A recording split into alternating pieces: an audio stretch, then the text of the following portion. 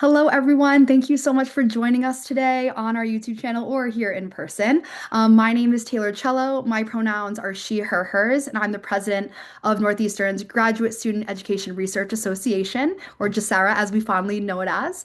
And tonight we have a panel of amazing administrators, faculty, students across the EDD program who are going to be telling us all about what they know from their firsthand experiences about navigating the student faculty network and networking with each other and relationship building and what strategies they used to make that successful so they can reach their goals.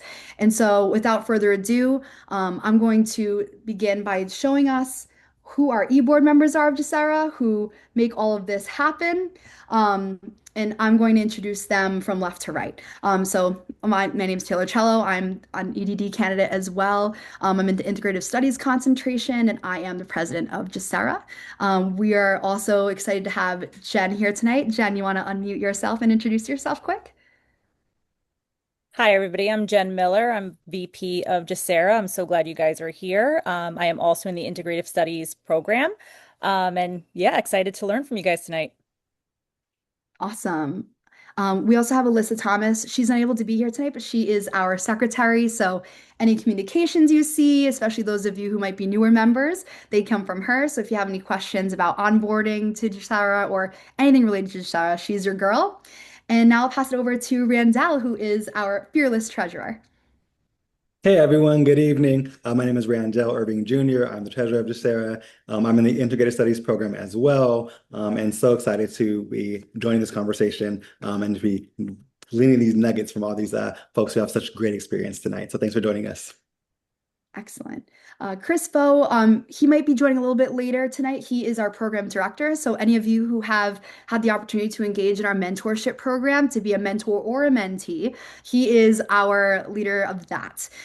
For anyone who is looking to be a mentor, we are on the search for new mentors. So if you have IRB approval, you're kind of on that route, we would love to have you be part of it. Or if any of you know recent alumni that would like to give back to the EDD program in this regard as a mentor, we would love to have you.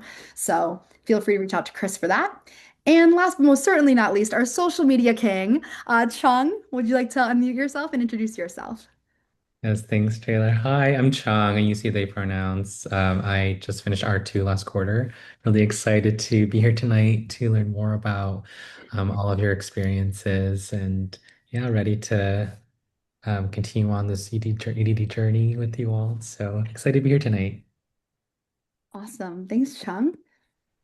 And last but most certainly not least, who is going to be our host with the most, we have Andy Anderson, who is our fondly known as Jasara dad. Chris Vo, our program director, likes to poke fun at his title because he's just such an awesome advocate for us. Fatherly figure, I guess. So, but That is but so more funny. professionally known as faculty advisor. So, Andy, I'm gonna let you take it away. That is so funny. I did not see you guys slip Sarah down in there. I really appreciate that. Thanks, guys. Hello everyone. Andrew Anderson, the professor in the doctoral program, also a faculty advisor for GSERA. And I'm really, really excited about this topic tonight. I think relationships are incredibly important in building relationships. And one thing that we know with this work, it really is dependent on the people that are around you. We have a great group of faculty members as well as students tonight. So from left to right, Gail, would you like to introduce yourself? Yes, I'm Gail Matthews Di.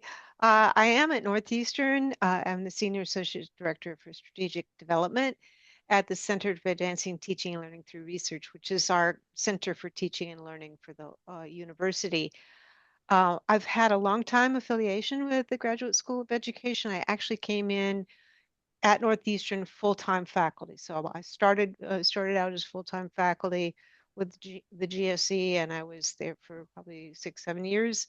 And then I moved over to Cattler. So I still teach. Teach courses on student engagement and some of the courses on learning experience design as well. But pass it to Felipa. Hi, I'm Felipa Godet, and I am in F3 this term. So I started the Ed.D program in the fall of 2024, and I'm slowly plodding through. And I am thoroughly excited to be here. I'm a long time fan of GSERA, very proud member, and very excited for this conversation this evening. Um, in the fall, I had an opportunity to take the AI and Education Research course. It's a special topics course, and Dr. Ruda and Dr. Unger run that, and it's run kind of through the Learn Labs. There's portions where you can go through the Learn Lab or take an independent route. And so I had a really wonderful opportunity to work with in partnership with some faculty and some outside folks, AI developers and a school, and that led to me working as a student researcher with Learn Lab. So I'm very excited to kind of share a little bit about that experience. It's been so positive. And also just hear and take in all of the wisdom this evening. That's awesome. And Sharice. Hi, everybody. Sharice Childers McKee. I've been in the Graduate School of Education since about 2017. I was fortunate enough to start in GSE right when they were starting to talk about the DIP and developing something new. And so it was an exciting time to see that kind of growth and development. I'm from Charlotte, so I'm a North Carolina native. I'm close to the Northeastern Charlotte campus. I'm currently serving as the Assistant Dean in of academic and faculty affairs, but I'm also a dissertation chair. And so it's just exciting to come. I don't have as much contact with students now as I used to, unless there's a problem. Then I have a lot of contact with students. And so this was a great opportunity just to come and see faces and continue to give back to student experience in the program, which is just super important.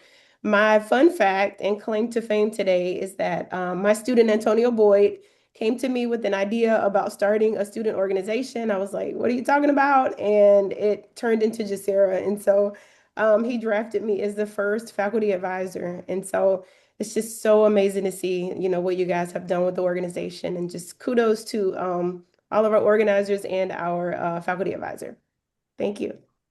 Thank you so much, Sharice. I really appreciate that. And Tay, do you want to introduce yourself as a panelist?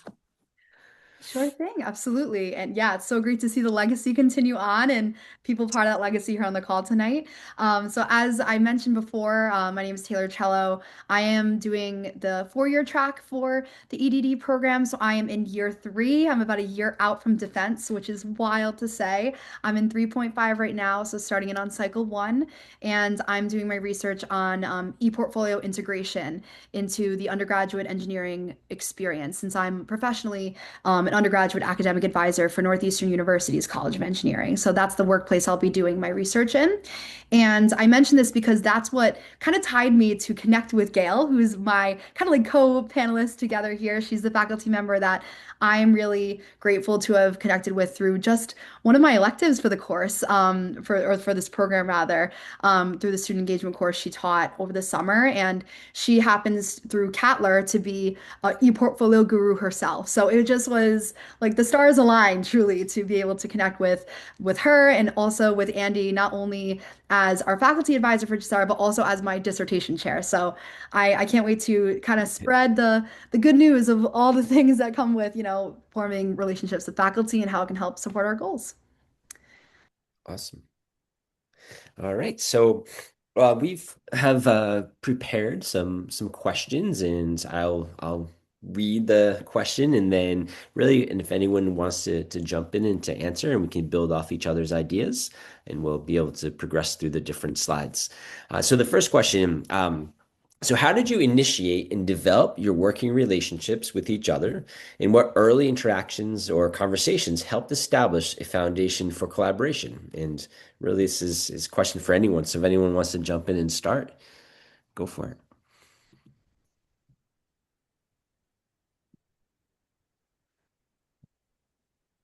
Well, can I tell a story on you, Taylor?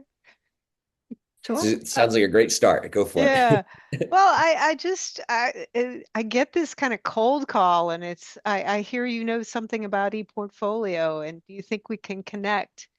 Um, and I just remember feeling quite moved because there's an act of courage to reaching out to somebody you've never met before, who you know has some expertise. I think you like maybe read my name or something like that in one of the references, one of the citations. At any rate, reached out and connected. And the other thing that was really amazing to me was you kind of came in sort of having done your homework. So we could dive into a conversation in a really interesting kind of way. So there's a first the level of courage of just making the call, and then there's sort of striking up a good conversation, which I enjoyed tremendously. And then when I saw your name on the roster, I was like, oh, great, I get to have her in class too.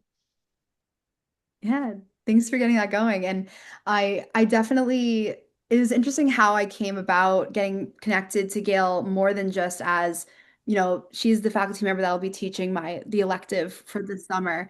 Ultimately what happened was, I've always thought about, and I'm sure a lot of us as students in the EDD program can mention this about how we think about where's the EDD going to take me? Like now that I'm here, it's going to take me in 5 years or X amount of years? And I've always thought about that very deeply as like a visionary myself. And I've always been fascinated by like centers for teaching and learning at universities and like Cattler being an example of that. And so whenever I saw, I think it may have been through either the introduction that you may have posted on like Canvas or by looking at like seeing your name and like the role, I was like, wait a minute, like I could be in that role someday. So I want to take advantage of this opportunity to not only learn from Gail's experience in that role and in Cattler, but also just the fact that I saw that she also did e-portfolio work just by looking at like the Northeastern website, things that she's published and I was like, wow, like this is like again, stars aligning. So how I talk to this about my students a lot, like my advisees in my professional role, is that at the end of the day in higher education, we're all adults that are seeking to gain more knowledge. And so while certainly we as students are still developing in that sense, and as doctoral candidates, we're developing that sense. We're all adults here. We all have our own goals. So let's have a coffee chat on Zoom, and that's ultimately how I posed it to Gail. I went and I said, I read a lot of your work. I see that you're going to be my faculty member this summer. Like, this is so exciting. We have a lot of similarities, and I just want to extend that conversation further. So we got on a Zoom call, and the rest is history. And it was just really awesome to have not only, Andy as my dissertation chair to help me like mold and shape the start of my research, but then also have another faculty member's perspective on it as well. So that's ultimately how I went about it. And I just want to build on one thing about the first conversation I had with you too, is you came in with sort of a dream. You sort of said, I really want to make this kind of difference in my program. I think that maybe what you specialize in might be a key to it. So I got excited about what you wanted to do, and kind of became a little invested in your success with even though I don't have anything to do with your dissertation, but it's success in sort of what you're trying to build, what you want to create. I appreciate that. Thank you.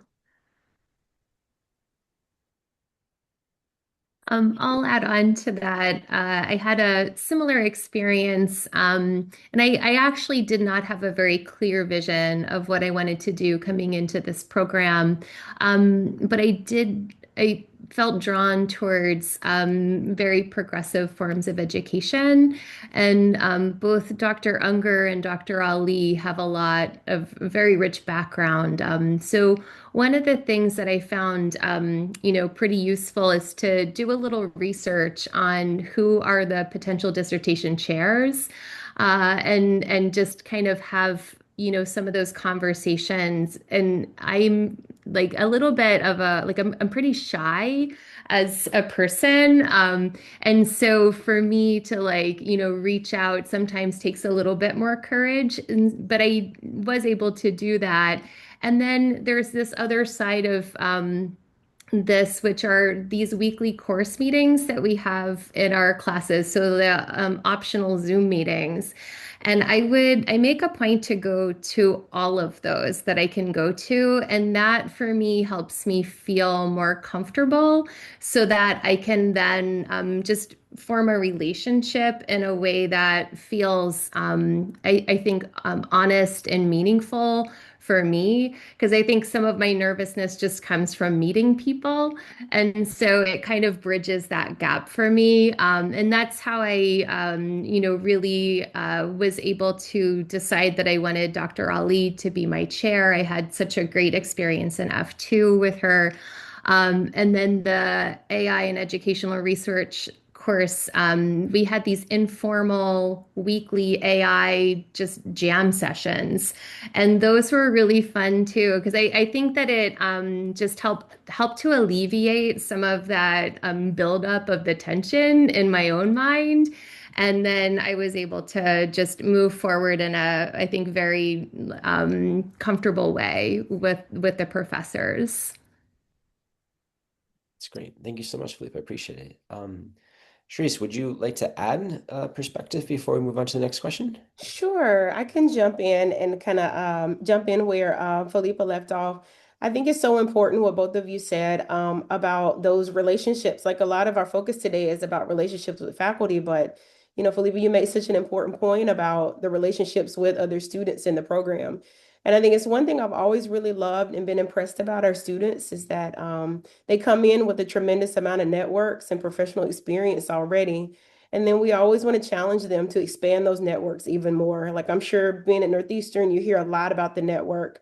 Yeah. You're exposed to so many different ideas, to different thoughts. I come from a K-12 background, and I think, you talked about Unger, the work that he's doing in schools, the work that many of our students are doing in schools, and information that you can take back to your own schools and communities. Like, there's a wealth of information outside of the coursework, just within the networks and the knowledge that students have in the program. And so I think it's so important just to establish those conversations. And I think one of my biggest fears as a faculty member is that in an asynchronous remote program that we have students that feel alone, they feel like they're on an island, they don't feel like they have a sense of community.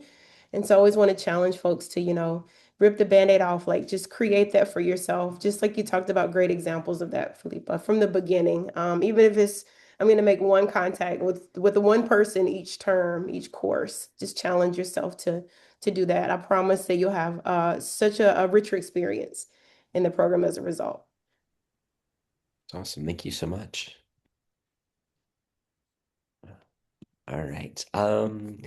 So next question is, what specific strategies or approaches have you found most effective for maintaining meaningful communication and connections throughout the doctoral journey, especially when balancing multiple commitments?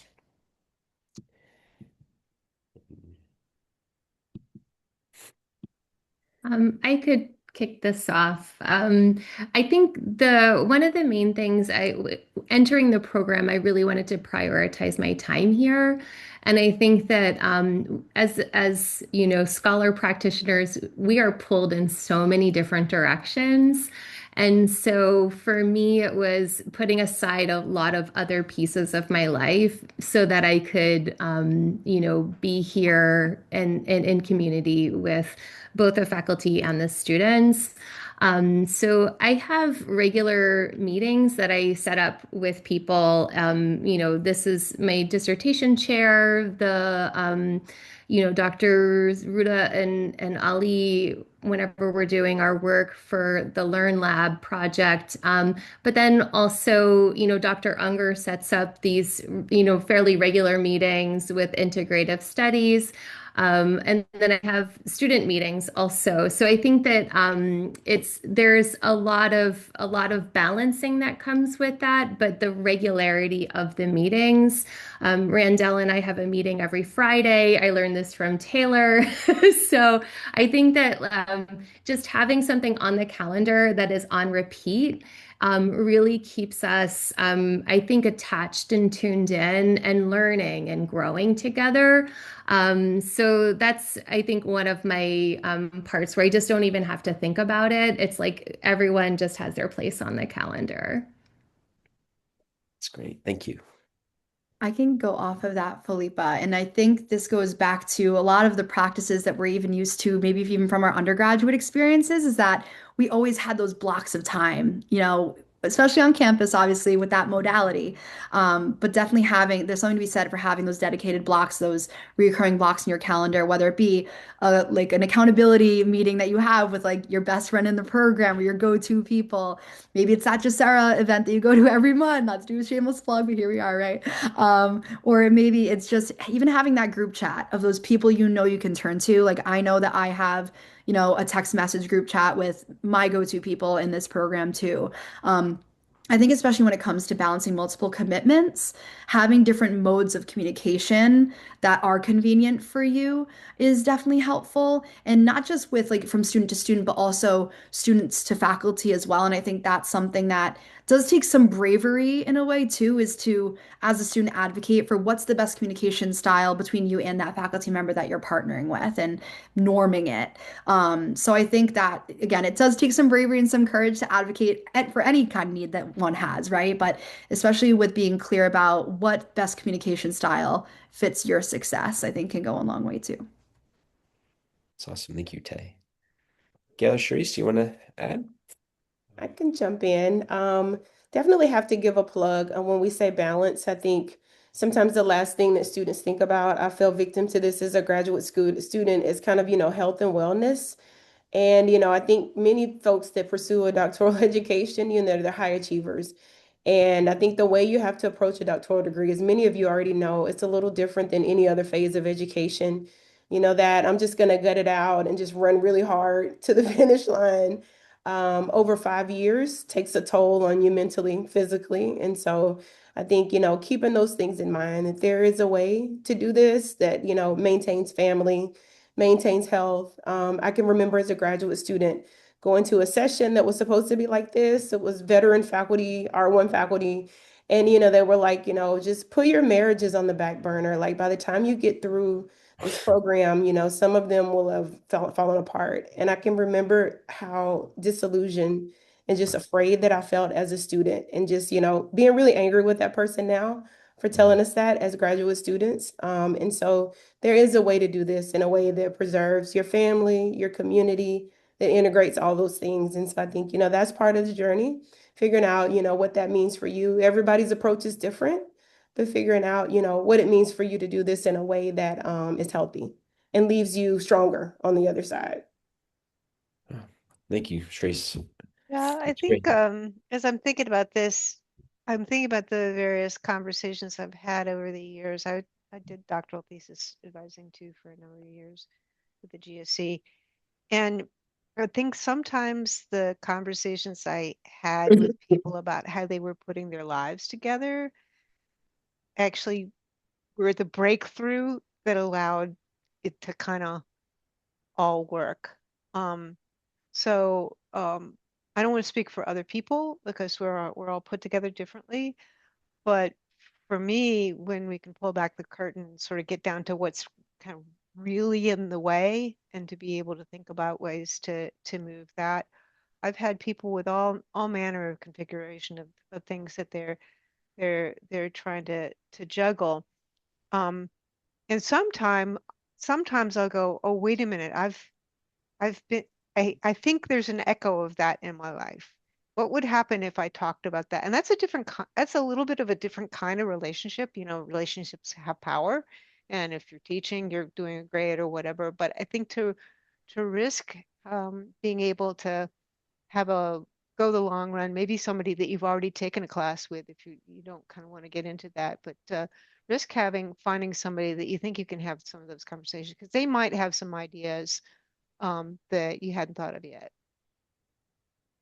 Yeah, that's awesome. And as I'm thinking about it in my role as a dissertation chair, as well as in someone who instructs in some of the courses, is those connections that you make at summer residency as well. Like it's awesome. It's so heartwarming when folks come up and say, I'm so and so because you talk to people in a 2 inch by 2 inch square, and then when you actually see them in the flesh, and I've made some fantastic connections from students just kind of putting themselves out there and introducing themselves, and vice versa as well. Those connections that you make there can go a long way as well. It's awesome. All right. Go on to the next slide. Yeah, perfect. So what qualities, working styles, or compatibility factors should students prioritize when building faculty relationships?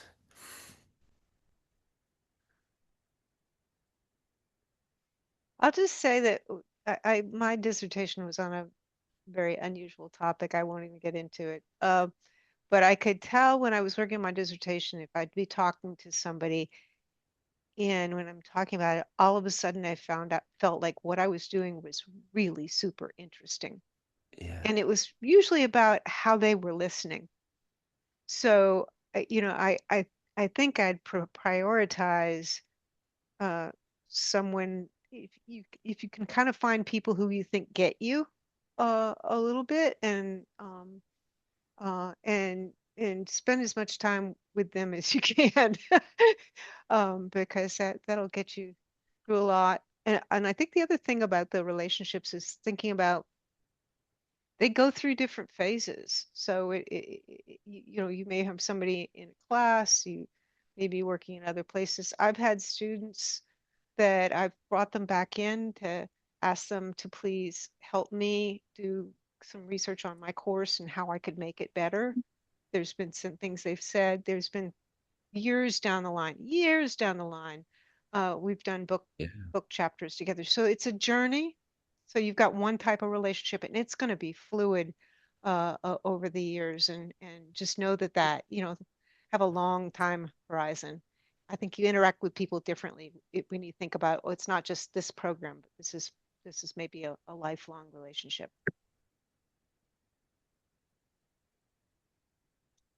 That's great. I can jump in next on this one, Andy. I think that, it's really important to think about kind of what you value. And as Gail talked about, whatever particular time you're working with a faculty member, what's something that you value? So I know for some students, similar positionality is really important. We've had students say, I really want to work with a Black woman faculty member. And that wasn't more important for them than, topic or any of the other things. Other folks might say, I need somebody that understands my higher ed context. Like that's really important for me in this project. Or someone that, have this like really specific topic. And, sometimes that's okay to find somebody that has that really specific topic if they're available in the faculty. So I think it's thinking about what's most important for you. And I think too, we all engage with each other in different ways. We have some faculty members on our team who are very direct in the way that they give feedback, very direct, they're not warm and fuzzy. We have students who love that approach. They're like, we don't need warm and fuzzy. Others are kind of like, I'm going to feel offended if you give me feedback in that way. And so I think it's being honest with yourself about what fills my bucket, as I say with little kids, what's that thing that fills my bucket? What do I want in this relationship?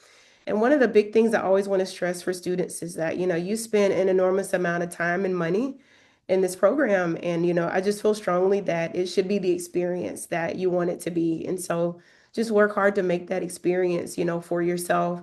Always have to give a plug because I sit on the committee along with Chris that does chair reassignments. And, I tell folks um, take time to kind of get to know the dissertation chair and your mentors and folks you're working with. But if things are not working, like don't labor in that relationship for years and years and be unhappy. Like we have a process. We're very discreet about it. We do reassignments every week. There's nothing wrong with saying this isn't working. Let's, kind of look for another relationship. So just advocate for yourself as a student in that way. That's great. Thank you, Sharice. I'll Ed, go ahead. Yeah. Okay, that really resonated so strongly. I felt like as I was choosing, if I have too many choices, it's really a little bit paralyzing. And I watched all of the videos on the CPS advising and really had like a list of people going. And what it came down to is, I felt like I had such a connection with Dr. Ali. And then I talked to a number of people that I was interested in that I knew already from classes or, otherwise. And I really needed to focus on what I needed as a as my working style and what type of communication pattern I really resonate with. And so for me, I tend to branch out and I need someone to narrow the focus. I don't need somebody to add ideas because I already have too many. So I knew that I needed someone to narrow. I knew that Dr. Ali meets with her students every 2 weeks. And then there were like little assignments along the way. So these were all the pieces that I just knew that that would be a really good pattern for me moving forward. And then her background, with critical pedagogy, like really resonated strongly with the work that I want to do with my dissertation and also just in the world. So I think that those pieces really weighed very heavily, and I'm very, very happy, with the pairing. And I also felt like I need a sense of safety and trust in a relationship.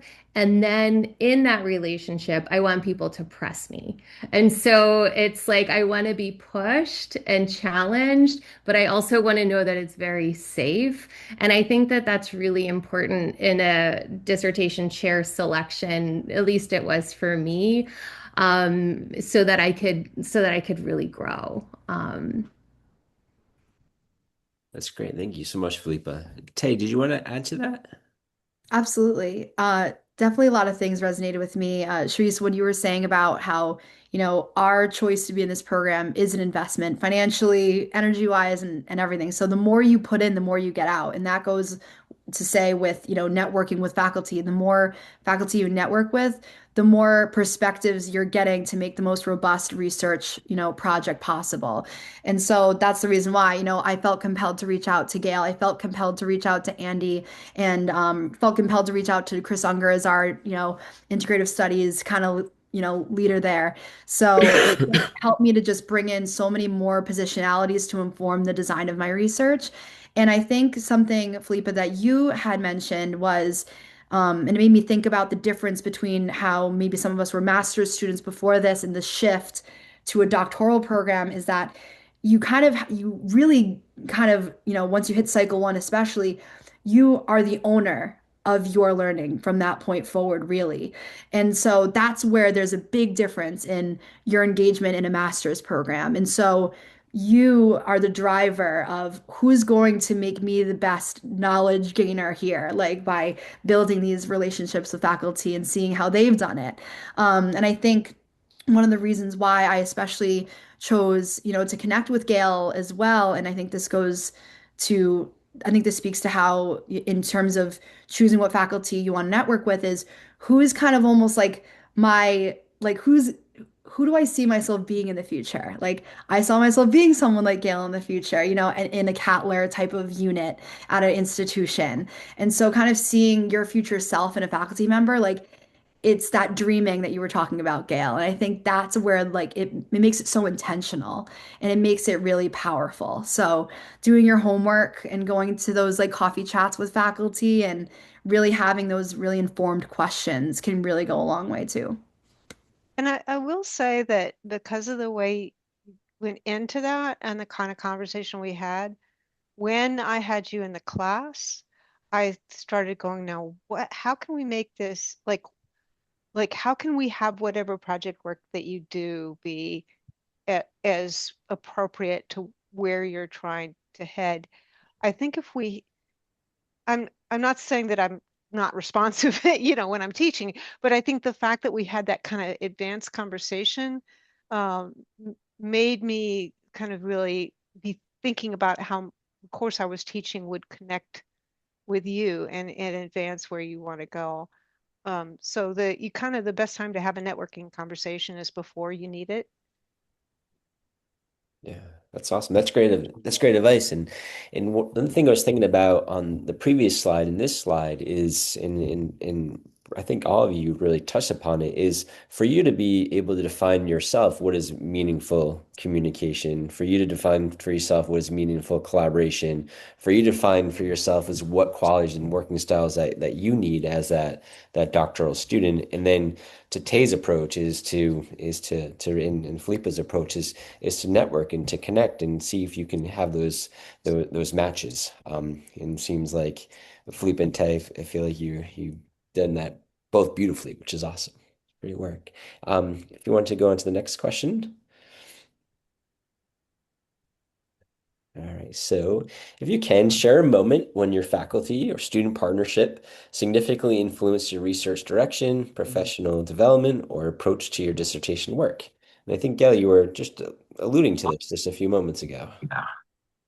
Yeah, well, it was on student engagement, and so the question then becomes sort of how does that fit in with where she wanted to go, and how your project. I don't know if you want to talk a little bit about how you what you end up doing with your case study and with your work or your lit review rather.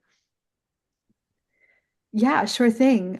So like I had mentioned before, I have previous experience using ePortfolio as like an e-learning technology to help me with my self-authorship and meaning making across my undergraduate experience at Quinnipiac University. And even in high school, I used ironically the same technology. And so I've always been fascinated by how it helped me to elicit more meaning from my learning. And so I know in like in the engineering education field where I'm kind of in now as an advisor, I don't see as many of those meaning making, deep reflecting, and deep thinking and learning opportunities for these students because they're very technical minded. And so I wanted to have that e-portfolio maybe in place to help capture that because it was hard, and that's where my problem of practice lies, is there was a lack of an electronic space. Because while Canvas is great to house our learning artifacts, it's very siloed because we have a Canvas page for Right. one course, Canvas page for another Yeah. course. So I really saw that tool of the ePortfolio kind of potentially filling that gap. And that's where Gail's knowledge with ePortfolio usage and with a lot of really great scholarship that I read back in my undergrad, which is crazy how it's all come full circle now here in the program, to now have it come to fruition here. So ultimately, in my conversations with Gail, she really helped me to bring language to what I really envisioned in my head that I really wasn't thinking about. So we all come from different, learning experiences and ways of communicating what we're envisioning. So having her as that like thought partner in a way really helped me to really like speak to what I'm really trying to put out into my research. And I also know that Gail gave me so many resources as well to add to my literature review. And that's where I was able to start in on my annotated bibliography in her class. It gave me the opportunity to start that. That way, going into R4, I've already got a solid 20 resources that I can now utilize in my literature review. Like, so having those times where faculty members really they embed projects into like just the electives alone or even our concentration classes alone where we can take those big leaps and bounds in our work. It's so student centered. I appreciate it so much, and I already feel that much more confident going into the next steps of my dissertation work. So thank you, Gail, for making that space happen. I appreciate it. And I think the other thing is sort of there's this mutual sense making that we've got this course and it's about student engagement. But really what you're thinking about integrative learning, you're thinking about ePortfolio, there are a lot of things that wouldn't necessarily immediately connect. So we're looking for that sweet spot between kind of what I can give you now and where you want to go and figuring that out together and then kind of whatever work you're going to do together. So I think that's a discernment process as well. Great, thank you. Felipe, Sharice, would you add? Yeah, I'd like to just coming off of that process and hearing about that story. It's really beautiful, and I loved hearing about that give and take kind of piece where Gail, you were talking about just noticing and Taylor what Taylor was working on and moving, kind of directing in a way and kind of providing resources. And I had a very similar experience in the fall. I took the AI and Education Research course with Dr. Ruda and Dr. Unger and had the opportunity to work with Dr. Ali as well and Ian from Schooljoy on an AI faculty coach. And that project, I really did not, I knew I was likely going to change my DIP, but I had no clue what I was going to do. And this project was really pivotal. I had, for so many reasons, I was able to form a lot of relationships and really get a lot of guidance from all of those professors. I had, meetings with all of them at different points, and it was really very fruitful. And I think Dr. Unger's direction of, I remember in October I met with Dr. Unger and Dr. Ruda, and he was just asking where I wanted to be in 3 to 5 years, and it was really a shift for me. I was entering the program coming off of what I had done, and I wasn't really thinking about where I wanted this to lead me. And then this project where I had the opportunity to engage in a mini action research project, and get, I think there's scaffolding that happened in that project that I think is very unique to that course. And so I was able to really hear from, Dr. Ali about kind of crossing paths in the literature review of different topics and streams. And that is really great because now, as I kind of go forward through other literature, I do the same thing, and it leads me to a more direct place a little bit faster. Um, and I think that, the conversations I was able to have, with them in those moments of working through that project was really gold. So it was the relationship that was being built. And then I felt like they were so responsive to where I was in my own path as far as figuring out what I wanted my kind of dissertation direction to be. And it really solidified at the very end. And I had these like very reflective conversations, one with Dr. Unger, and one with Dr. Ali.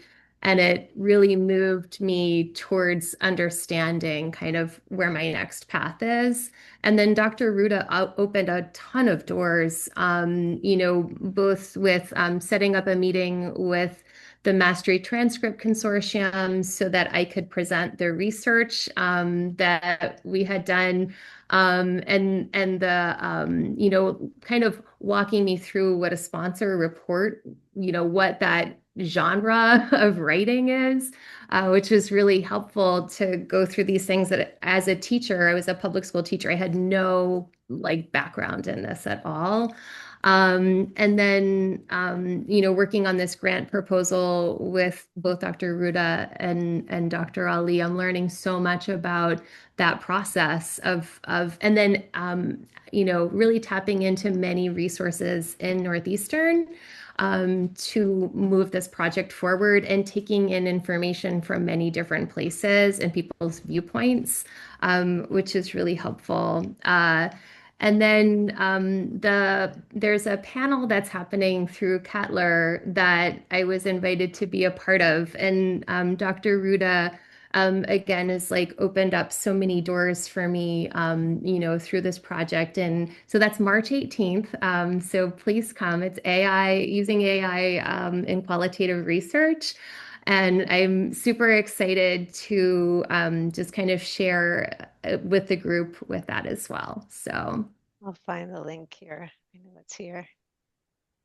That is awesome. Before we go to the last question, Shrees, did you like to add anything to this question? I'll wait to the last question. I know we're almost at time, so. Awesome. Great. Thank you. All right, Tay, we can move forward. All right. So, what advice would you give to doctoral students who feel hesitant about reaching out to faculty or who struggle with building these professional relationships authentically? Who'd like to take this one? I'm happy to jump in on this one. Perfect. Thank you, This was so hard for me as a graduate student coming from, I was a middle school, high school teacher, and I just felt like I knew less than anybody else in the program. It was really hard for me to reach out to faculty. I would just say that they are people just like you, just like you've heard from all the other panelists. What I know about the faculty in the Graduate School of Education is that they're here because they want to be, and they absolutely love this job. Like most of the ones I work with, I've never worked with a group of people that were this like just passionate about student experience, about what they do every day. They learn from their students. They like relish the fact that, they can learn so much from you guys. And so I think just knowing that those are the folks that you're dealing with, we are waiting for somebody to reach out. I can remember the first student that reached out to me to say, hey, can we set up time to like have coffee and chat? And I was so happy that this is as a new faculty member that somebody had reached out and I could just like really be a mentor in this space. And so just like don't be afraid to reach out to someone. People are busy. Everybody's busy, but like everybody has 30 minutes to chat with a student. Yeah, and I would say this is about faculty relationships, but I would also kind of think that that would maybe extend to people who aren't necessarily at Northeastern. I remember at one point, one of the people who was best known for e-portfolios, I went and I said, would you ever be interested in doing something together? And I was shocked, but she said, sure, you know, and I wound up writing a chapter in a book for her. Just the other day, one of the programs that we're doing in our thing, I was like, I think that what you're doing connects with this guy, Peter Felton. Why don't you drop him a line? And he was like, oh, you're doing a workshop on this? I'd love to attend. So you'd sort of be surprised by, people who love what they're doing. Of course, they're going to want to love, enjoy connecting with you. I mean, almost everybody, but you can't win if you don't play. Great. Awesome. Felipa or Tay, would you like to offer a perspective? Sure. Yeah, I like to think like a lot of the times when it comes to having the courage to connect with faculty members, I something about like just telling myself, oh, I'm just going for a coffee chat, like just like telling myself and reframing it in that regard and not putting so much pressure on, oh, like they know so much more than me. What kind of questions am I going to ask? And that imposter syndrome maybe kind of kicks in, regardless of like what phase you're at in the program, we all experience it. But at the end of the day, like Sharice was saying, all the faculty members are here because they're just as passionate about what they do as we are about our research and what we've chosen to do, and they want to see that develop just as much as we do. So, even just reframing my mind of being like, I'm just gonna grab my coffee and I'm gonna have a chat with Gail about portfolios and just nerd out about it. Like it was awesome. And so just even something almost like a little trick of the mind, if you will, saying, I'm just grabbing a coffee with this faculty member and just keeping it more on like a low key scale and seeing where the conversation leads. It can go such a long way. And like we all are lovers of learning, I think. And that's what I also remind myself about when you get to this phase of your educational journey of doing something at the doctoral level, like you're just surrounded by lovers of learning. Like we all wouldn't be here if we didn't. And so I think that reminder to myself is really what drives the emails, the LinkedIn DMs to all of the faculty members that I've connected with. And it's definitely helped me to mitigate that imposter syndrome slowly but surely as well. Felipe, anything else you want to add? Yeah, I really love the nerd out piece. I think that that's really like the driver that gets me out of my, shy stage is just that idea that like this is someone who has been like studying this and loves to talk about it. And, I think that it is really exciting. I definitely say just make the most of our time. Like, so as students, we are paying a lot in tuition. We're also paying a lot in time and energy. And I know that this was said here before, and I want to say it again because it is really, I think, the driver behind so much of this is like these wonderful professors are the human capital. This is such a big piece of Northeastern's program. And really, like, we have such a wonderful like group of human beings that are guiding us.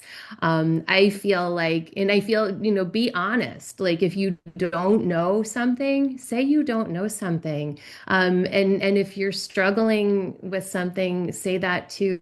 Because I've never had a bad experience if I've had to ask for clarification or anything, if I've just needed help with some sort of guidance. I felt like everyone has just been so giving and just really helping to uplift everyone in this space. So It's awesome. Thank you so much. And I know just being mindful of time, we do have an opportunity to shift for some questions from folks that are here. And I think Felipe, your segue is perfect. So Chris, I'm not sure if you want to maybe talk a little bit about the dissertation chair, the switch that has been referenced earlier on in today's panel discussion. Yeah, sure.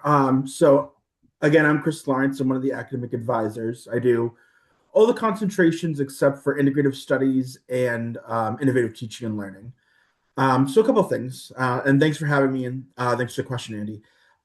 Basically, the new change. So, as most of you know, we have students who just recently started the program this academic year, who will be transitioning into kind of a middle curriculum into the next, once we start semesters in the fall.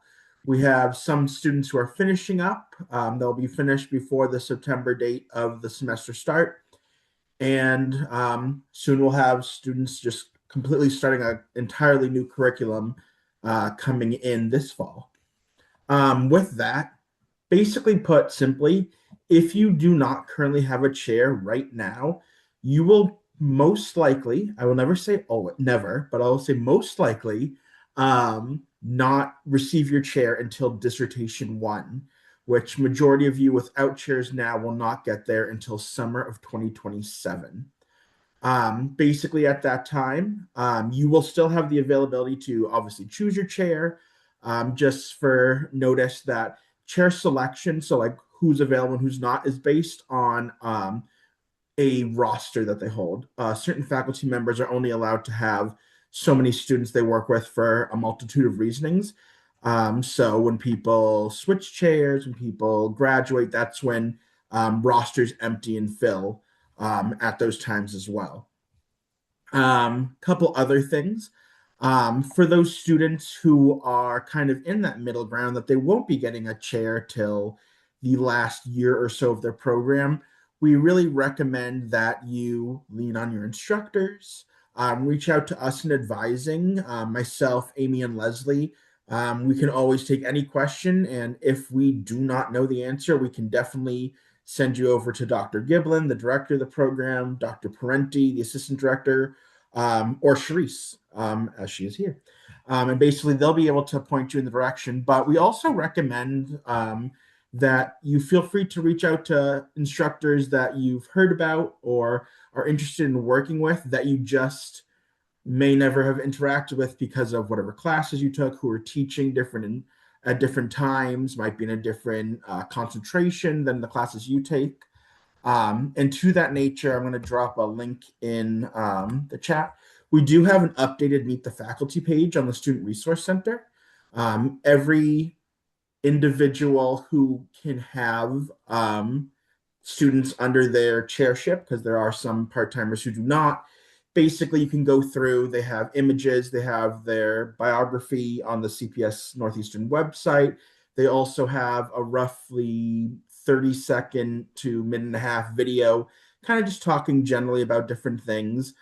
So always feel free to reach out to those individuals, as well as just kind of even giving it's not a cold call, but a cold email, I guess you could call, to just reach out to pretty much anyone. I mean, I've been here for just over 2 years as an advisor in this position, and anyone's willing to talk to you about anything or at any time.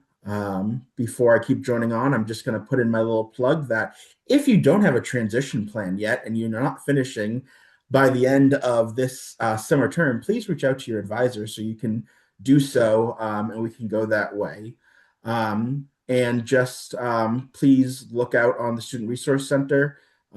This time, we just opened spring registration not too long ago. Summer registration opened soon. Fall is not too far away for registration. So just kind of be aware of those things as well. And I'm happy to answer any questions people may have. Awesome. Thanks so much, Chris. I really appreciate that overview. That's super helpful. We have a few more moments here. Does anyone from the participation group have a question that they want to ask any of our panelists? Maybe something to Chris?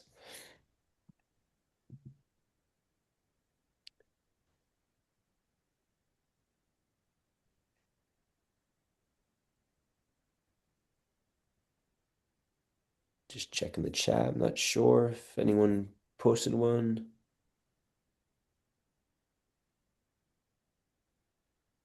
I think there was one on imposter syndrome. Yeah. So, yep. Jen asked, what have you done to combat your own imposter syndrome when reaching out to new individuals?